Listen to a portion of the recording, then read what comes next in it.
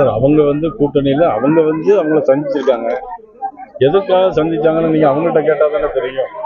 நம்ம ஒன்றும் அது கருத்து சொல்ல எந்த பொறுத்த மட்டும் தமிழக பாரதிய ஜனதா கட்சியை பொறுத்த மட்டும் தமிழ்நாட்டில் ஆன்மீகத்திற்கு எதிரான ஒரு ஆட்சி திமுக ஆட்சி, ஒருதலை பட்சமான ஒரு ஆட்சி திமுக ஆட்சி,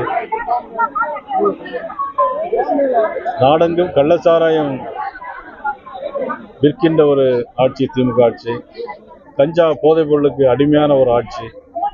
இந்த ஆட்சி நிச்சயமாக மக்களுக்கு விரோதமான ஆட்சி. இந்த ஆட்சி இருக்கக்கூடாது அப்படிங்கிறதான். அதில் யார் வேணாலும் ஒருங்கிணைந்து சேர்ந்தால் என்னை பொறுத்த மட்டிலும் நான் வரவேற்பேன். சரிங்க சார். அடுத்த வாரம் அமித்ஷா இந்த தலைவர் வரதா இருக்கு சார். பிஎம்கே தலைவர் சந்திப்பாங்க, தேமுதிக கூட பேசுவாங்க. அடுத்த வாரம் அமித்ஷா அவர்கள் வருவது நீங்க தான் என்கிட்ட சொல்றீங்க. இன்னும் அபிஷியலா எங்களுக்கு எந்த விதமான தகவலும் எங்களுக்கு வரல. வந்ததுன்னா யாரை சந்திக்க போறாங்க அப்படிங்கிறத நான் உங்களுக்கு கண்டிப்பா நான் உள்ளாட்சித்துறையில நிறைய முறைகள் நடந்திருக்கு. சில விசாரணை போயிட்டு இருக்கு. அதை பத்தி என்ன சொல்றீங்க? நிச்சயமா அதை பத்தி விசாரிக்கப்பட வேண்டும். அதுல 888 கோடி ரூபாய்க்கு ஊழல் இருக்கிறதாக சொல்றாங்க.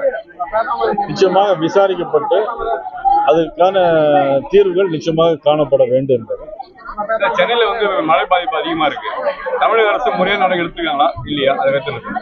தமிழக அரசு என்னைக்கு நடவடிக்கை எடுத்தாங்க? தமிழக அரசு நடவடிக்கை எல்லாமே அவருடைய துணை முதலமைச்சராக இருக்கக்கூடிய உதயநிதி ஸ்டாலின் அவருடைய முதலமைச்சராக்க வேணும். அதற்கான நடவடிக்கைகள் தான் இன்னைக்கு கூட்டணியை ஸ்ட்ராங் பண்ணிட்டு இருக்காங்க. வேற அவங்க மக்களை பற்றி கவலைப்பட்டது மாதிரி எதுவும் தெரியல.